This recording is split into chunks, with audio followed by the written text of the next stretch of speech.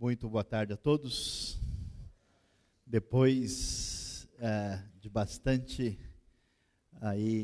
correria com alguns eventos especiais que nós tivemos, nós vamos voltar ao fim do mundo, né? Aliás, nós vamos prosseguir no Apocalipse até o fim, né? Afinal de contas, deve ser esse o objetivo de quem estuda o livro do Apocalipse. Então, nós queremos aí a sua atenção para um momento de reflexão especial, porque nós vamos aí até provavelmente o dia 1º de dezembro estudar esse livro que tem bastante coisa importante para nosso crescimento, já que nesses meses nós estamos focalizando a importância do ensino, do estudo, do conhecimento da palavra de Deus. E apenas no próximo domingo, como vocês viram, nós vamos ter um momento especial do nosso October Kids. Alguém já falou que se não se tornar como criança não entra no reino dos céus. Então, domingo que vem é a sua chance, né, de poder entrar em sintonia aí com essa realidade. Então, nós vamos lá para a nossa reflexão, abrindo os selos, vendo Apocalipse, capítulo 6 e 7, na verdade, apenas também o comecinho do capítulo 8, para estudar o que nós vamos encontrar na palavra de Deus. Como nós observamos até agora, nós vimos as 7 igrejas que aparecem no capítulo 2 e 3. Depois nós vimos a grande visão do trono, que se estende aí pelos capítulos 4 e 5. E agora nós vamos chegar naquilo que é chamado de os 7 selos. É interessante porque o texto vai falar dos 6 selos, estabelecer um intervalo entre o 6º e o 7º, como que uma espécie assim de suspense, né, para aquilo que vai ser, inclusive, a sequência do próprio livro depois, a famosa visão dos 144 mil. Sei que muita gente, acho que uma das perguntas que eu mais ouvi na minha vida, depois de quem é o anticristo, quem é a besta no Apocalipse, é: pastor, e os 144 mil? Quase que eu falo em 3 vezes sem juros. Como é que funciona isso, né? Pensei que era oferta para a igreja, por exemplo, né? Depois aparece a multidão lavada no sangue, no próprio capítulo 7, e finalmente o desfecho ali com o 7º selo. Para você não ter dúvida que o número 7 é tão específico, tão definido no livro de Apocalipse, você observe só como é que o texto vai trabalhar a ideia. Nós temos as 7 igrejas, 7 selos, 7 trombetas, 7 personagens que vão aparecer, 7 taças, 7 juízes e 7 realidades novas que aparecem na sequência. Você vê que são 7 setes na organização da estrutura do livro, tirando aí, claro, a visão inicial, quando aparece Cristo glorificado, em contraste com o ambiente de perseguição que os cristãos tinham na época romana. Portanto, nós vamos caminhar aí para observar o que diz o capítulo 6, e a gente começa lembrando que no capítulo 5, nós temos claramente a ideia de que o cordeiro, né, que aparece com os chifres e com os olhos, que são referência a poder e a onisciência que o cordeiro, que é Cristo Jesus, tem, ele é o único digno de abrir os selos, trazendo o que a gente pode entender como o significado da história, e o poder que está nas mãos de Deus, no sentido do que realmente deve acontecer, envolvendo junto com isso a ideia do juízo divino. Então nós vamos ter logo no início a abertura dos 4 selos, depois nós vamos ter uma pequena separação para a chegada do 5º, 6º e 7º, e nos 4 selos nós temos aí cada um deles ligados a um cavalo com o seu cavaleiro. Como é que nós vemos no início do capítulo 6?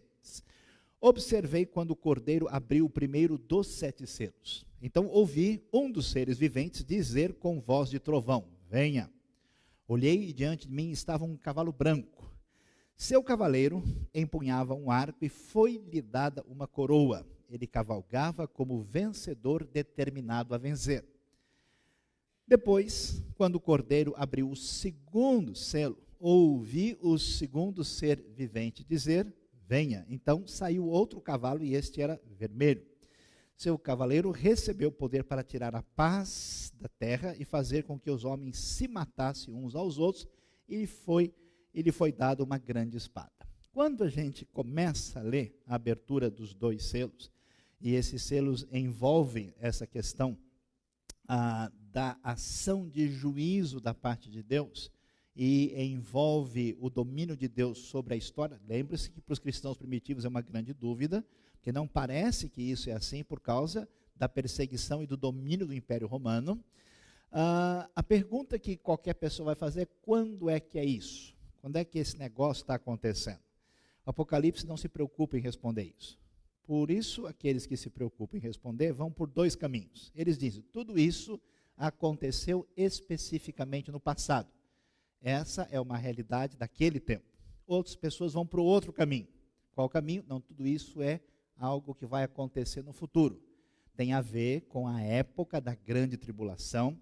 Essa grande tribulação vai acontecer como cumprimento da 70ª semana de Daniel, que aparece lá no capítulo 9 de Daniel, onde se fala de 62, mais 7 semanas, mais uma última semana, estão determinadas sobre o meu povo. Então entende-se que essa tribulação, com os acontecimentos que estão em Apocalipse, do capítulo 6 até o capítulo 19, fazem referência a essa semana que envolve o derramamento da ira de Deus sobre a terra. Essa ideia pode ter um pouco de razão, mas não quer dizer que ela seja absolutamente definitiva. Por quê? Porque o raciocínio bíblico, ele é dupla face.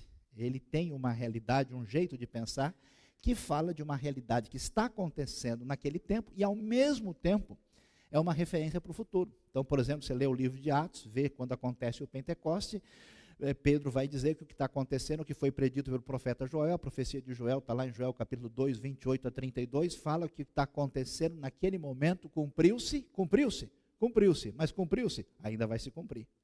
Algumas realidades se manifestam, mas existem coisas que são guardadas para o momento apoteótico da intervenção divina final. Então, num certo sentido, essas realidades fazem eco para a realidade dos cristãos perseguidos no tempo do Império Romano, mas também elas são referências a um grande momento de sofrimento e tribulação, incluindo também um derramamento do julgamento da ira de Deus sobre a terra, que está no futuro, na época do desfecho de todas as coisas. Quando você lê o começo, quando você ouve falar de cavalo branco com vencedor, não tem dúvida, glória, aleluia, abençoa Jesus, é Jesus, amém? Não, não é Jesus.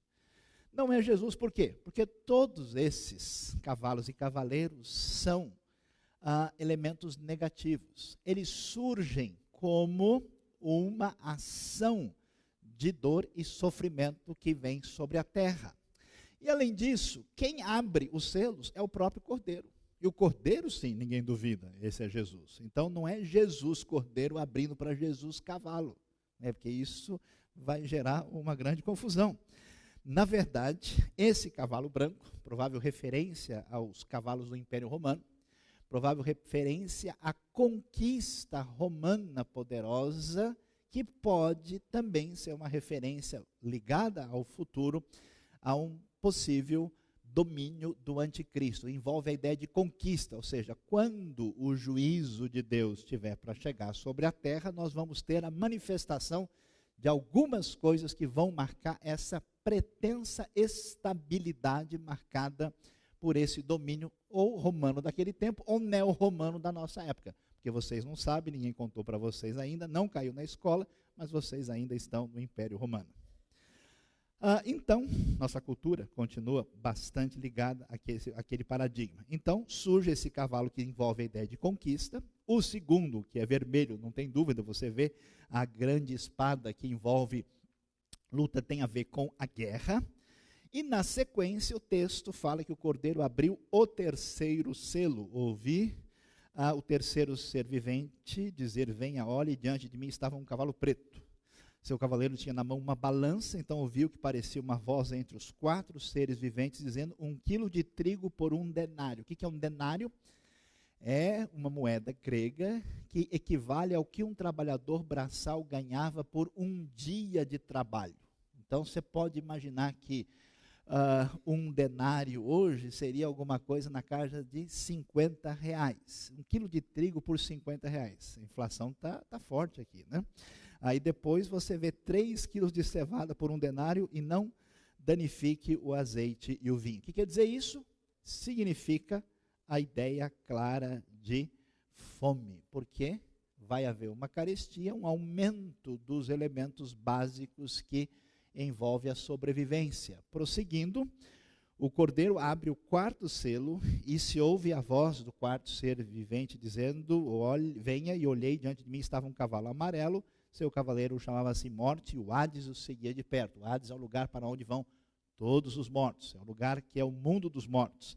Foi-lhes dado poder sobre um quarto da terra para matar pela espada, pela fome, por pragas e por meio dos animais selvagens da terra. Então, conquista ligada ao mal, a guerra, fome e, finalmente, morte são as referências que envolvem a identificação do conteúdo dos 4 selos para mostrar que Deus é Senhor da história e para mostrar que o julgamento dele vem sobre a terra de maneira impactante, com os 4 cavalos e cavaleiros que envolve o julgamento divino.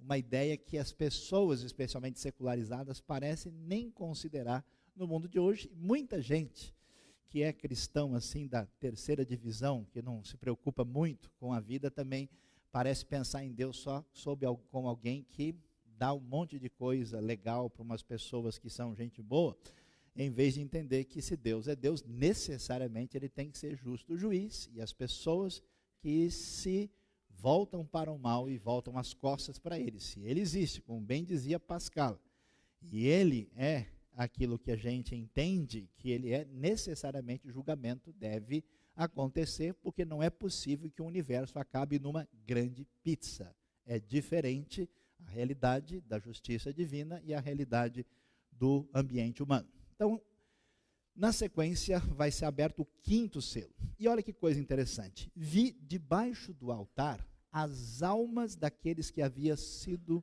mortos por causa da palavra de Deus, o testemunho que deram. Eles clamavam em alta voz: até quando, ó soberano, santo e verdadeiro, esperarás para julgar os habitantes da terra e vingar o nosso sangue? Então, cada um deles recebeu uma veste branca, e foi-lhes dito que esperasse um pouco mais, até que se completasse o número dos seus conservos e irmãos, que deveriam ser mortos como eles. Que história é essa? O que o 5º selo vai revelar? Qual é o drama? Qual é a situação desses cristãos nessa época? Eles estão sendo perseguidos e mortos pelo Império Romano. E a cabeça deles está confusa. Confusa por quê? Porque eles creram num Jesus Messias vencedor. Esse Jesus foi morto pelo Império Romano. Disse que voltaria em breve. Eles estão esperando o triunfo do reino de Deus, mas eles estão sendo perseguidos e sendo mortos. E a pergunta é: onde é que está? Pergunta legítima que qualquer pessoa necessariamente vai fazer: onde é que está a justiça de Deus numa hora dessas? A pergunta é: vai ficar por isso mesmo? A resposta é não.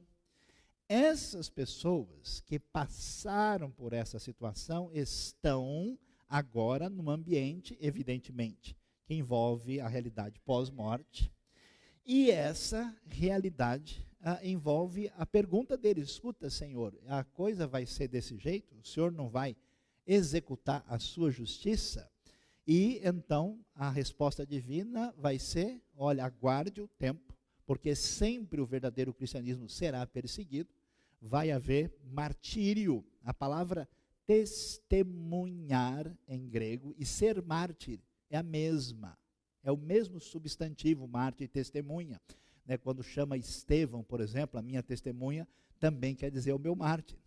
Então, até que se complete o número daqueles que haverão de ser mortos por causa da palavra de Deus, e eles recebem uma veste branca, que significa claramente a ideia de alguém que foi purificado. Pergunta: a que se refere isso? Se refere àquela época? Claro, porque eles morreram e sofreram. Aquilo que está acontecendo foi uma grande tribulação. Aquilo escapou do domínio de Deus? Não.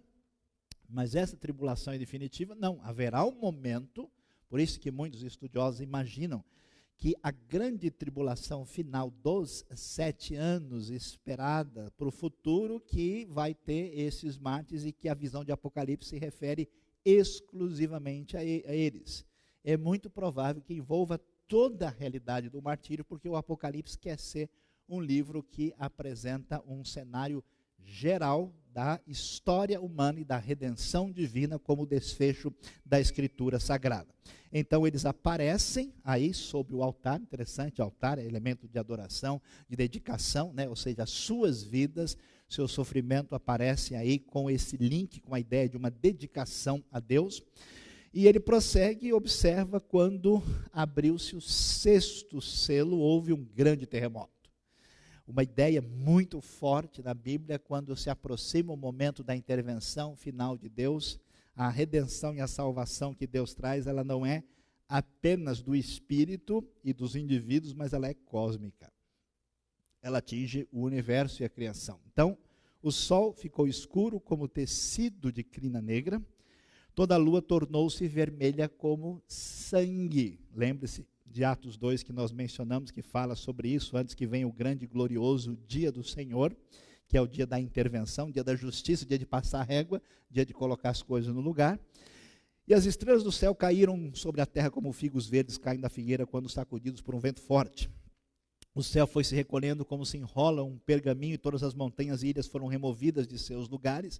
Então os reis da terra, os príncipes, os generais, os ricos, poderosos, todos, escravos e livres, esconderam-se em cavernas entre as rochas das montanhas. Eles gritavam às montanhas e às rochas: caiam sobre nós e esconda-nos da face daquele que está sentado no trono e da ira do Cordeiro, pois chegou o grande dia da ira deles e quem poderá suportar? O 6º selo revela agora a realidade desse cataclisma que vai desestabilizar o poder reinante que se julga estava no domínio da situação. Qual é a grande crise teológica que nós temos aí? Como é possível que César reine? Como é possível que o mundo esteja debaixo dessa cruel escravidão perversa promovida por Roma? Como é possível que seja verdade tudo aquilo que a gente ouve sobre Deus e o seu Cristo, se a gente levanta segunda-feira de manhã e encontra tudo aquilo que vocês encontram? Então, a resposta é: vai chegar a hora em que esse pessoal não pode imaginar, e todo mundo, veja que o texto quer enfatizar aí os príncipes, os generais, os ricos, os poderosos, apesar de envolver todo mundo, para mostrar que essa pretensa estabilidade e segurança não poderá manter-se perpetuamente. No dia da intervenção divina, isso vai ter fim e os poderosos vão se esconder e vão procurar qualquer outro tipo de coisa para não enfrentar o dia da ira do Cordeiro e a realidade de quem está no trono. Não é nenhum outro soberano, mas sim aquele que se assenta no trono, que é exatamente o Senhor revelado desde o começo do livro do Apocalipse. Ninguém pode suportar essa ira. Então, aparece isso no 6º selo e a gente chega no capítulo 7, quando nós vamos ter mais elementos interessantes na sequência do significado desses selos. Você vê que agora dá uma parada, né? Interessante que vai acontecer também isso com as taças, e é uma coisa que tem a ver com o estilo do Apocalipse se organizar. Depois disso, vi 4 anjos em pé nos 4 cantos da terra, retendo os 4 ventos para impedir que qualquer vento soprasse na terra, no mar ou em qualquer árvore. Então vi outro anjo subindo do oriente, tendo o selo do Deus vivo. Ele bradou em alta voz aos 4 anjos a quem havia sido dado o poder para danificar a terra e o mar. Claro que isso é uma linguagem que envolve uma descrição poética. A terra não tem 4 cantos literalmente, né? Significa os pontos cardeais, e por isso o número 4, sempre que aparece, especialmente no Apocalipse, faz referência à terra como um todo. E o que a Bíblia vai nos dizer? Não danifiquem nem a terra, nem o mar, nem as árvores, até que selemos as testas dos servos do nosso Deus. Escravos no passado eram marcados, e muitos deles na testa. E a ideia, então, é marcar quem, de fato, em vez de ser servo do Senhor errado, é servo do Senhor certo. Eles vão ser marcados. Então, ouvi o número dos que foram assinalados, e aí vem o número que você estava esperando. 144 mil de todas as tribos de Israel aparecem aí. E aí nós temos as 12 tribos. Judá, 12 mil. Ruben, 12 mil. Gade, 12.000, Azer, 12.000, Naftali, Manassés, Simeão, Levi, Issacar, Zebulon, José e Benjamim. Essas tribos são um pouco estranhas. Primeiro porque nós não temos uma tribo de José. Nós temos, na verdade, uma tribo de Efraim. José, na verdade, tinha 2 filhos. Um é Manassés, outro Efraim. Provavelmente José evocado pelo significado e impacto da sua própria história. É estranho também que nós temos a apresentação de Levi, porque Levi não tem direito à terra. Levi, na verdade, faz parte do sacerdócio, mas provavelmente é trazido aqui à tona exatamente pelo seu significado na relação cultica com o sagrado. E vocês podem observar, se nós temos as 12 tribos mais a tribo de Levi, seriam 13, já que José está no lugar de Efraim, está tudo certo, e está faltando uma tribo. A tribo que não aparece aí é a tribo de Dan. Provavelmente, porque quando nós lemos o livro de Juízes, capítulo 18, nós temos um envolvimento sério de Dan com idolatria.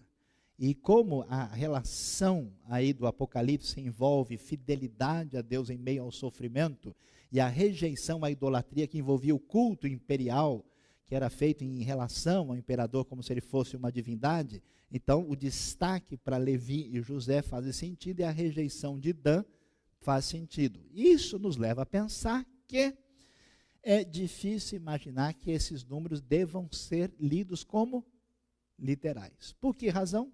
Primeiro, é muito difícil imaginar que só 144.000 pessoas vão chegar na vida eterna. Senão nós vamos começar a disputar a vaga já aqui e agora.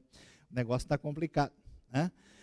Houve uma organização religiosa que durante muito tempo sugeriu isso, que só 144.000 seriam salvos. Até que o número dele passou desse número e eles tiveram que refazer toda a maneira de pensar, porque o pessoal tinha que fazer um vestibular celestial para ver quem entrava, né? O número de vagas, para fazer uma espécie de FUVEST apocalíptico. Então, a coisa não, né? A FUVEST está mais ou menos perto disso, 144.000, número de participantes. Então, a coisa não faz sentido. Por que 12.000? Porque 4 tem um significado que envolve a terra, 3 no Novo Testamento envolve a Trindade, 3 vezes 4, 12, envolve a ação de Deus no mundo, e 144.000 é 12 vezes 12 vezes 1.000, que é 10 vezes 10 vezes 10, que é a ação total e completa de Deus na redenção da história humana.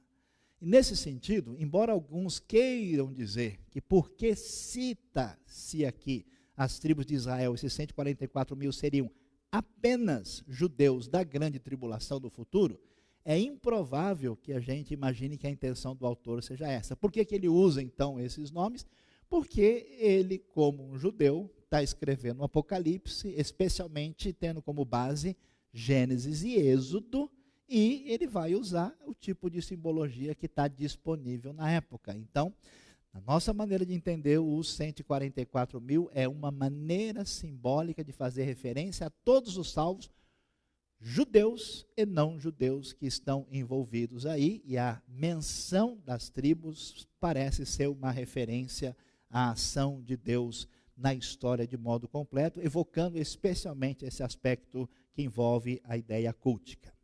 Vocês vão ver esse gráfico não significa que tem a interpretação correta, ele tem um propósito didático.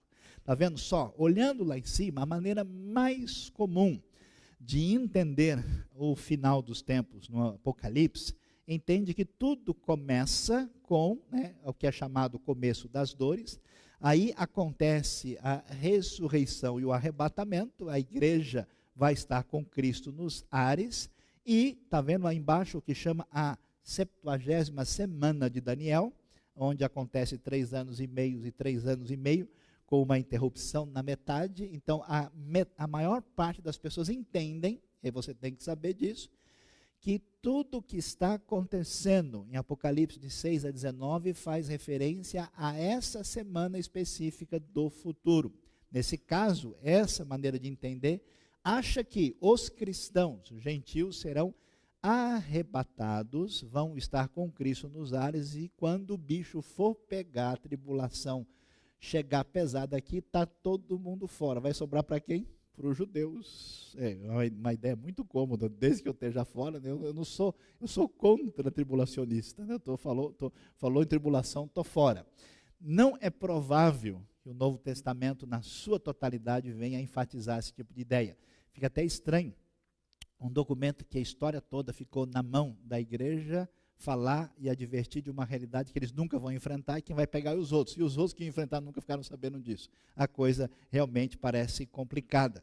É muito difícil. Então, essa tribulação, numa certa medida, já existia naquele tempo, atingindo cristãos que são judeus e gentios, e sim haverá uma tribulação futura, mais intensa, que vai atingir as pessoas que forem fiéis a Deus no momento de confronto definitivo com aquilo que faz parte da realidade do mal. Depois disso, olhei, diante de mim estava uma grande multidão, que ninguém podia contar, de todas as nações, tribos, povos e línguas, em pé diante do trono e do Cordeiro, com vestes brancas e segurando palmas, e clamavam em alta voz: salvação pertence ao nosso Deus que se assenta no trono e ao Cordeiro. E aqui bastante atenção. A leitura mais simples desse texto sugere o seguinte: que já que o capítulo 7, na primeira parte, falou dos 144 mil, a grande multidão deve se referir a um outro grupo.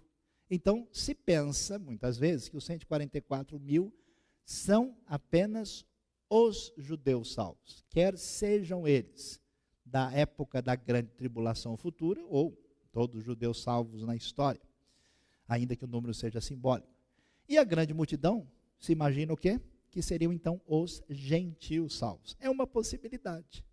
No entanto, a outra possibilidade, levando em conta que nós estamos lendo um livro chamado Apocalipse, e o Apocalipse tem um jeito diferente de pensar, que é o que a gente chama de a leitura cíclica da realidade. O que é uma leitura cíclica?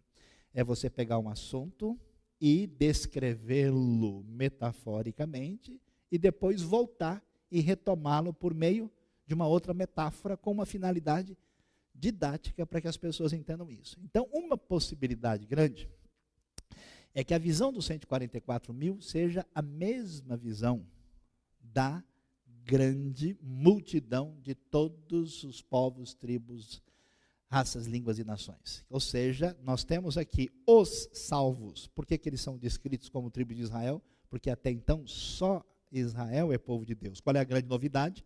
Todo esse monte de gentil pagão foi incluído e faz parte. Então, esse pessoal agora, que era um simples gálata, um simples romano ou celta, seja o que fosse, que agora é cristão, ele foi incluído no povo sagrado de Deus, e a referência é essa. Na sequência, falando dos redimidos como um todo, ele vai dizer que, no final das contas, que império romano que nada, que poder de César que nada, a grande verdade é que os redimidos, os resgatados, vai alcançar gente de todo mundo, povo, tribo, raça, língua e nação, e que vão clamar em alta voz, dizendo: a salvação pertence ao nosso Deus que se assenta no trono e ao Cordeiro. Pessoal, isso é muito impressionante. Você pode dizer isso agora de boa, porque tem cristão verdadeiro na Indonésia, na Rússia, no Chile, no Alasca, na Nova Caledônia, no Tahiti, no Zimbábue, nas Ilhas Maurício, nas Ilhas Falkland ou Malvinas, no Uruguai, no interior do Amazonas, junto ao rio Tefé. Beleza, é bom ter fé, né? Então a gente precisa raciocinar e ver essa realidade e acha legal. Mas imagine, naquele tempo, alguém dizer uma coisa dessa, é muito impressionante, é muita doideira. Uma realidade dessa dita quase 2000 anos atrás e se tornar a maior referência de experiência de fé e do sagrado que o ser humano já conheceu. Portanto, é muito mais provável que as duas visões falem da redenção total daqueles que estarão nessa luta contra o mal e que estão aí resgatados diante dessa tribulação que já provoca sofrimento nessa realidade e será mais terrível no futuro. Todos os anjos estavam em pé ao redor do trono dos anciãos e dos 4 seres viventes. Eles se prostraram com o rosto em terra diante do trono e adoraram a Deus, dizendo: Amém. Louvor e glória, sabedoria, ação de graças, honra, poder e força sejam ao nosso Deus para todos sempre. Amém. É legal ler Apocalipse por causa disso. Se você ler de novo, direitinho o Novo Testamento, você vê que o Novo Testamento não tem música. É silencioso. De vez em quando tem assim. Lá em Mateus tem uma história que, quando fala de Jesus, na época da sua condenação, que eles cantaram um hino e foram para o Monte das Oliveiras. Essa é toda a grande orquestra dos evangelhos, mais nada. Você chega nas epístolas, de repente aparece lá em Colossenses, olha, louve ao Senhor com salmos, cânticos, hinos espirituais, mas olha, nem nada assim não aparece. Quando chega no Apocalipse, meu amigo, abre-se todas as bandas do céu, o negócio fica animadíssimo. E toda vez que tem uma descrição da ação divina, termina de uma maneira apoteótica, gloriosa, dizendo glória a Deus, aleluia, o Senhor é o vencedor. Impacto tremendo sobre essa comunidade sofredora. Então um dos anciãos me perguntou, quem são esses que estão vestidos de branco, de onde vieram? Respondi, Senhor, tu sabes. E ele disse, esses são os que vieram da grande tribulação, que é exatamente a referência dessa multidão, e lavaram as suas vestes e as alvejaram no sangue do Cordeiro. Por isso eles estão diante do trono de Deus. Serve de dia e noite em seu santuário, aquele que está sentado no trono estenderá sobre eles o seu tabernáculo. Nunca mais terão fome, nunca mais terão sede, não os afligirá o sol, nem qualquer calor abrasador, pois o Cordeiro que está no centro do trono será o seu pastor, ele os guiará às fontes de água viva e Deus enxugará dos seus olhos toda lágrima, expressão que vai ser repetida lá na frente no capítulo 21, e nós vemos a ideia do poder de Deus, do poder de Cristo, do governo, do domínio da história e da sua ação pastoral de livrar o seu povo que tem sofrido de todo tipo de angústia no futuro. E, finalmente, a gente chega no 7º selo. Houve silêncios no céu cerca de meia hora. É o comecinho do capítulo 8. Difícil saber o que é essa meia hora. A gente não sabe se é apenas uma transição. Então o texto cria um momento de impacto para estabelecer a sequência. Alguns estudiosos dizem que esse silêncio é dado aqui para fazer referência à realidade que vem logo em seguida para enfatizar a importância das orações que aparecem. É como se aquele silêncio fosse um momento de recepção divina das orações.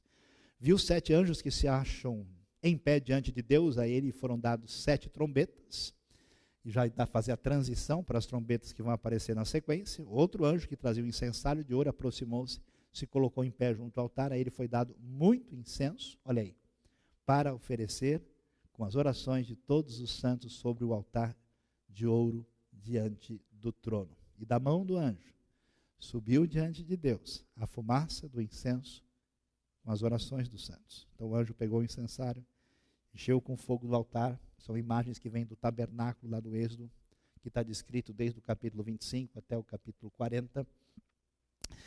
E encheu com fogo do altar e lançou sobre a terra, e houve trovões, vozes, relâmpagos e um terremoto. E o texto fecha o 7º selo, falando desse momento de silêncio, dessa manifestação de poder de Deus, mas principalmente dizendo uma das coisas que talvez seja tão valiosa para a gente nessa noite.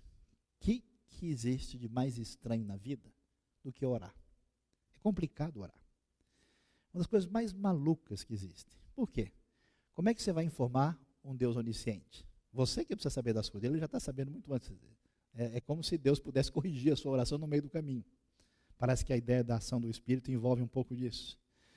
Depois, você não sabe nem o que pedir, dá qual risco de pedir errado. Depois, na verdade, a gente, quando vai fazer oração, corre o risco até de fazer bobagem. Você aproveita para falar mal de alguém. Deus, detona aquele indivíduo, ele merece. Deus abençoa aquele vizinho, leva para a tua glória. Traz o Apocalipse à casa dele, para que ele entenda a tua palavra. Né? A gente corre o risco de fazer loucuras com as nossas orações. Né? Até às vezes, sem reunião de oração, vira confusão. A pessoa começa a orar e revelar os detalhes da vida de todo mundo. O cara, aí que ele vai orar por ele de verdade. Né? É complicado. É difícil. Então, o que acontece? muitas vezes, por a oração não ser uma realidade racional, por não termos poder sobre a realidade, tem a impressão, especialmente diante do mundo, que a oração não vale muito. O que o Apocalipse fecha no 7º selo? Pessoal, quantos de vocês foram mortos? Quantas orações foram feitas? Quanto que esse povo orou e parece que ninguém nunca ouviu? As orações são recebidas por Deus como um incensário que chega diante dele, e há até estudiosos que dizem que, de certa forma, a ação do julgamento divino para trazer justiça sobre a terra envolve uma espécie de resposta da oração dos santos. Por isso, vamos de novo para o nosso gatinho especial, que nos ensinou já há algumas semanas atrás, algumas coisas para a nossa vida, para a gente trabalhar nos pequenos grupos dessa semana, o que é proibido esquecer. Primeiro, a pessoa acha que, bom, vamos que vai dar tudo certo. Primeira grande realidade que Apocalipse vai enfatizar para a gente aqui é que o juízo de Deus vem. Pois chegou o grande dia da ira deles, e quem poderá suportar? Isso deve ser uma grande motivação para a gente não desistir da justiça. Lembra que a Bíblia diz que se aqueles dias não fossem abreviados, ninguém sobreviveria ou ninguém se salvaria? Porque às vezes a coisa vai ficando tão detonada que a pessoa fala, sabe de uma coisa? Não dá mais, deixa para lá, eu vou encostar aqui porque não dá para aguentar. A pessoa vai abrindo mão das suas defesas morais, do seu compromisso com a retidão, do seu compromisso com a justiça. A Bíblia afirma, o mundo pode parecer forte como quiser, mas cedo ou mais tarde o juízo de Deus vem. Segundo, a gente se impressiona muito, né? É interessante reunião de negócios assim, que a gente começa, né, o pessoal vai chegando e quer saber quem que é o cara, quem que é o manda-chuva, com quem está a bola, né? Quem é que tem o poder, quem que é marca de estabilidade de verdade. Hoje nós estamos discutindo aí no cenário, será que a economia brasileira tem estabilidade ou já passaram as vacas gordas e agora o bicho vai pegar? Será que o futuro está na China mesmo? Será que a Europa afunda de vez ou levanta? Será que a economia americana tem força para levantar? Eles vão resolver o problema do déficit? Não vão? Quem é que tem o poder na mão? A gente fica achando o quê? Que alguém tem centro de estabilidade. Quem poderia imaginar que o maior império da história humana, você já parou para pensar? Roma foi fundada, se você lembra da escola, no ano 753 a.C. Roma tomou a hegemonia do mundo por volta da metade do 2º século a.C. O Império Romano do Ocidente caiu no ano de 476 a.C. E o do Oriente, em 1453, foi outro dia, com a queda de Constantinopla. E mesmo assim, quando Roma cai, a alma europeia é moldada pelo Sacro Império Romano Germânico. Quem poderia imaginar que um negócio desse poderia ruir do jeito que ruiu e acabou? Deus tira a falsa estabilidade. Nunca confie em nada que represente o poder humano. Volte-se para a palavra de Deus, apesar de todo mundo estiver pensando ao contrário. Mas cedo ou mais tarde a verdade vai se revelar. Então os reis da terra, os príncipes, os generais, os ricos, os poderosos, todos, escravos e livres, esconderam-se em cavernas e entre as rochas das montanhas. Não há firmeza aí. Qual era a tristeza desses cristãos perseguidos?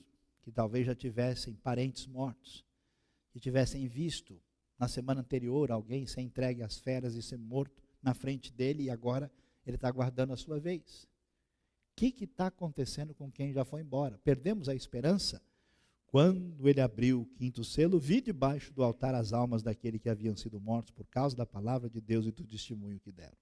Ou seja, nem a morte pode nos afastar de Cristo Jesus nosso Senhor. Mesmo a morte é vitória. Paulo ficou numa situação difícil, eu não sei mais o que eu faço. Não sei se eu vou ou se eu fico. Se eu morrer vai ser legal pra caramba, porque eu vou, né, para a glória. Eu vou, mas eu estou vendo tanta coisa importante para o reino, eu fico em aperto, porque é bom estar aqui para ver o crescimento, a grandiosidade da obra de Deus, do crescimento que eu estou fazendo parte, e ao mesmo tempo, né, eu não sei se eu vou para o triunfo final, ou se eu faço mais um gol agora, se eu paro o jogo agora, ou se eu faço 9-0. Essa é a ideia. Nem a morte tem poder, e a gente precisa pensar, porque nós estamos caminhando hoje para um cristianismo extremamente limitado, materialista, e para agora. Eu quero uma coisa prática. O que Deus faz com a minha conta de luz na segunda-feira? O que Deus faz com o meu cabelo que precisa de um creme melhor? Como é que eu faço para ser um cristão, né, e não ter problema de pele? São essas perguntas teológicas profundas que algumas pessoas estão fazendo. A realidade não é só imediata. Nós caminhamos para uma redenção que vai além dessa vida, e a Bíblia enfatiza isso. O abalo cósmico. E lembre-se que a obra da redenção divina não é apenas salvar indivíduos e levá-los para uma situação de bem-aventurança tranquila. Significa a redenção da criação. O dia da vitória, quando virá o meu Salvador, né? É tão interessante esse cântico, e ele vai nos mostrar, como vimos, né, o sol, a lua, as estrelas, o céu foi se recolhendo. Olha só isso, hein? Dá uns arrepios quando a gente lê esse negócio, né? Eu me lembro, eu tinha 13 anos quando eu li o Apocalipse pela primeira vez. Meu amigo, cada capítulo era um house, assim, mentolípidos do último grau. O céu foi se recolhendo como se enrola um pergaminho, todas as montanhas e ilhas foram removidas do seu lugar. Qual é a razão da visão desses 144 mil, desses redimidos? É para provar para todos que o receio, o medo, que às vezes a gente tem, você nunca sentiu isso? Quando o bicho pega para o seu lado, você fala, será que eu, acho que eu dei mancada e Deus está me cobrando agora? Será que eu estou meio frio na fé agora e Deus está mandando a conta? Será que a coisa está complicada para o meu lado? Será que quem já não parou para pensar, talvez eu me convenci, eu não me converti direito. Deixa eu me converter direito para ver se a coisa melhora para o meu lado, né? Então, Deus preserva todos os seus na tribulação. Quando fala em 144 mil, a ideia fundamental é que não ficou ninguém de fora. É a totalidade, é a ação completa. Todo mundo foi devidamente encaminhado. A gente já falou sobre isso, vale a pena você recordar, vale a pena dar uma lidinha legal no livro de Ruth. O livro de Ruth é impressionante para mostrar que as coisas mais absurdas e sem sentido tinham um significado muito maior do que a gente podia imaginar. Então preste atenção, Deus está de olho em você, Ele sabe da sua vida. E glória a Deus pela salvação. Não tem jeito da gente ler o Apocalipse, ler a realidade do futuro, apenas com uma ideia de que vai ser o fim do mundo. Eu conheço alguns malucos que querem ler o Apocalipse para ver guerra. O cara quer assistir filme de guerra e quer lê-lo, achá-lo na Bíblia. Mas a ideia é, com o triunfo do Cordeiro sobre o Império Romano, com a vitória de Cristo sobre as forças do mal, o que tem que fazer? Ah, meu amigo, salvação pertence ao nosso Deus que se assenta no trono. E os anjos dizem amém, louvor, glória, sabedoria, ação de graças, honra e poder. É louvor que não acaba mais. É o cântico da vitória. É a ola celestial. É maluquice desse pessoal, né, que faz de tudo pelo seu time, pela sua pátria, pelo seu exército, por não sei o quê, e para o reino de Deus, às vezes você vê a pessoa, é verdade, Deus é maravilhoso, Jesus é o Senhor, né? Não faz sentido. E qual é o desfecho? O desfecho, eles estão diante do trono, e aquele que está sentado no trono estenderá sobre ele o seu tabernáculo, a morada de Deus, a coisa mais especial. Sabe que a coisa mais profunda que existe é, de fato, estar diante de quem pode complementar plenamente a realidade do seu ser. Imagine que é estar diante do Criador. Algumas pessoas que tiveram uma experiência de morte, aquela experiência de pós-morte, que vão e retornam e têm uma experiência de paz, felicidade, eles vêm dizendo, olha, eu tive uma experiência indizível. Em alguns momentos na minha vida, quando Deus mexeu comigo, de fato tive certas coisas que eu não vou nem começar a falar, porque senão o negócio vai complicar aqui, a gente não consegue ir adiante. Mas é uma alegria tão impressionante, indizível, e para mostrar esse cuidado e ação de Deus, nunca mais terão fome, nem sede, nem sol vai afligir. Cordeiro será o pastor, guiará as fontes de água viva, e Deus enxugará dos seus olhos toda lágrima. Apocalipse não é o livro do medo. Apocalipse não é o livro das cenas bizarras e estonteantes. Apocalipse é o livro da vitória e do louvor, porque o dia do Senhor virá e Ele reinará para sempre. E a felicidade, e a glória, e a comemoração será gloriosa e permanente para toda a eternidade. Deus abençoe a sua vida, Deus abençoe o nosso coração. Louvado seja o Senhor nessa tarde.